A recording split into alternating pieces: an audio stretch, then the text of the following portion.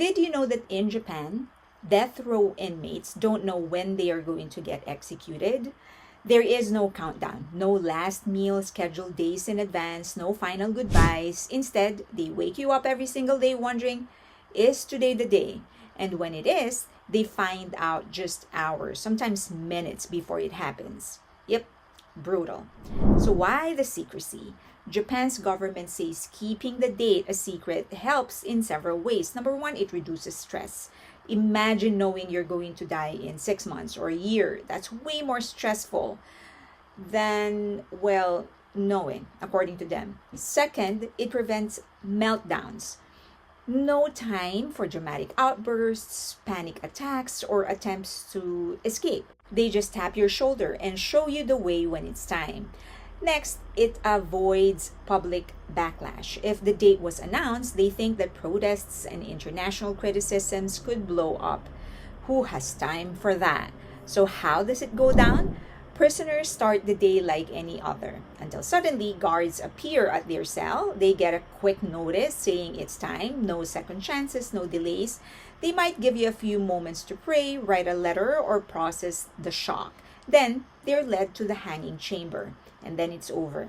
Families, they don't find out until it's done. And yes, it has invited a lot of protests from international organizations. Imagine living for decades not knowing if each sunrise is your last. Yet, some prisoners are on death row for 30 plus years only to be executed without warning. Human rights groups say this system is basically psychological torture because the fear of death is just as cruel as death itself. So, what do you think? Does it reduce suffering or it just keeps prisoners in a permanent state of dread? Let me know. Just reminded me of what happened recently with TikTok. A lot of content creators went into Red Note, and they started getting to know life in China, how things are done, and they started talking about how better it is there, less taxes and this and that. And that is fine, and maybe they are right. But do remember that comfort and safety and prosperity, they're never free, and there's always a price to pay. It is never what we initially think it is. There's always more to the story, and that is exactly what is this story about in Japan. It is one of the most progressive. The culture is so strong, one of the safest places in the world. But then there are also things like this, and some of us will not like it. So always remember, it is you have to dig deeper. Always look under the hood. There's more to learn about each country.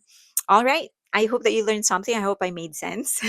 If you ended up liking this video, please give it a like, subscribe, and hit that notification button, and share the video if you can. Also, please follow me on Patreon. We do have a free tier, such a great community. If you are looking for great discussions, a place where you can actually express your unpopular opinion, also ask critical questions without getting judged, it is the place for you. We do have a free tier, so if you just want to try things out. Also follow me on Instagram and on X. Thank you. I'll see you there.